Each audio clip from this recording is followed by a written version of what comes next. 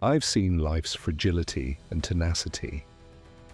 Now, drawn by curiosity and perhaps destiny, I set my course for the heart of the galaxy, toward a monster that has haunted the dreams of scientists, the supermassive black hole at our Milky Way's core. On the map, he highlights Sagittarius A star galactic center, distance approximately 26,000 light-years from Earth, though from his current position it may differ. He steels himself. If there's any single place that holds the deepest secrets of the universe, it's a black hole, where space, time, and the laws of physics themselves falter. I have to see it, even if it's the last thing I do. The closer I get, the more crowded the sky becomes. Out here, near the galactic core, stars are as common as raindrops in a storm. I see thousands of suns of all colors scattered around me, each one lighting up this celestial metropolis in every direction. I am in a neighborhood of giants, red supergiants, blue giants, young hot stars, and old red embers, all crowding around. Night on any planet here would be brighter than twilight back on Earth. So many stars, perhaps so many worlds. The core of the galaxy is like a dense hive of activity. I pass by brilliant star clusters where 1,000,000 suns are packed so tightly their solar systems might intertwine. On those worlds, darkness might be a rare luxury. I've arrived. Sagittarius A star, a black hole 4 million times the mass of the Sun. I can't see the hole itself. No one can. But I see its footprint, stars dancing to its tune, an incandescent disk of doomed matter swirling into the abyss. This is the gravitational heart of our galaxy.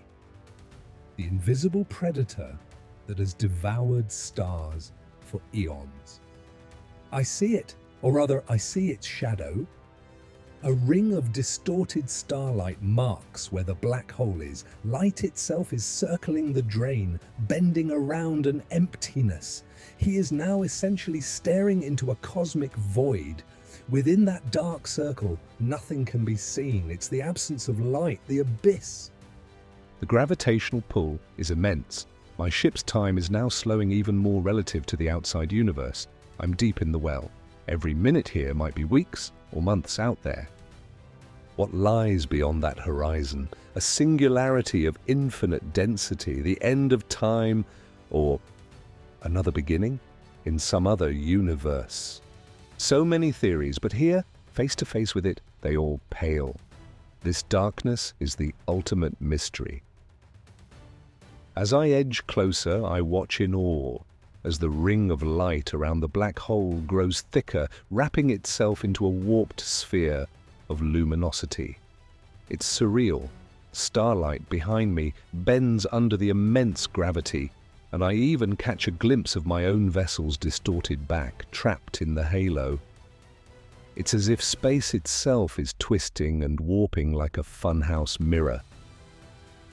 I see a small asteroid drifting too close, and suddenly, gravity grabs it. I watch in alarm as it stretches out like taffy, its rocky fragments spiraling inward in a mesmerizing stream. In a flash, it vanishes past the event horizon, gone forever. I just witnessed spaghettification. Matter stretched into oblivion. The tidal forces here can rip anything apart, shred a planet into dust. I skimmed the event horizon. Time almost stood still. For a moment, the universe outside raced eons ahead. If anyone had been watching me from afar, they might have seen me freeze near the black hole, my clock nearly stopping. I gaze outward, scanning the endless starfield.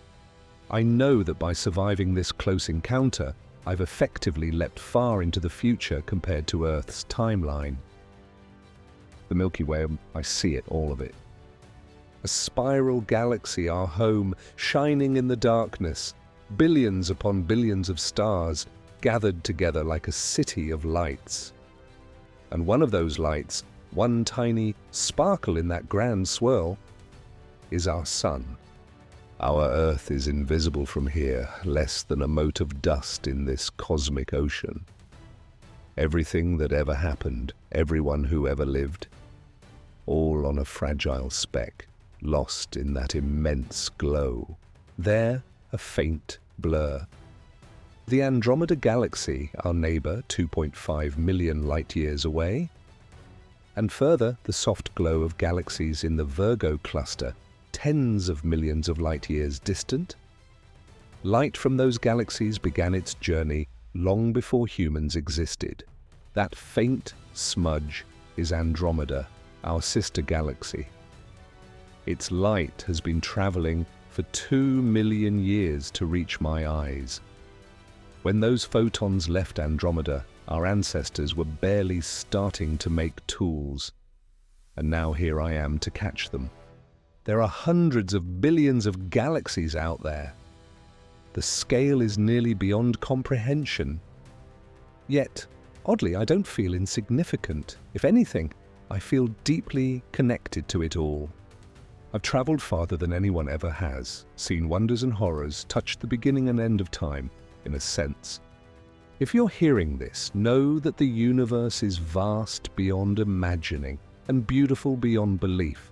It is dark, yes, and at times frightening, but it is also full of wonders, newborn stars and ancient remnants, worlds with skies of unknown colors, and perhaps life in forms we have yet to dream.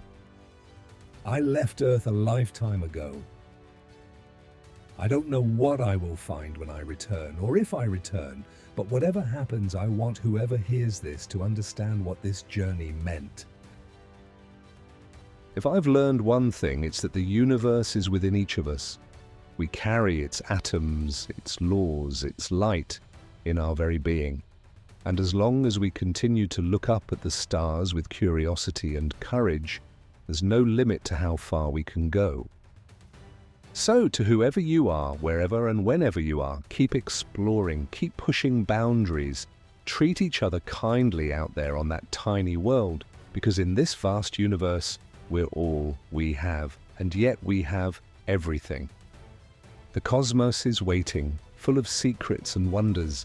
I'm coming home with my heart full of them, and I hope one day you'll venture out and find your own. Our cosmic adventure continues, and I hope it inspires you to keep exploring the unknown. If you enjoyed this voyage, please like, subscribe, and share your thoughts. Until next time, keep looking up and reaching for the stars.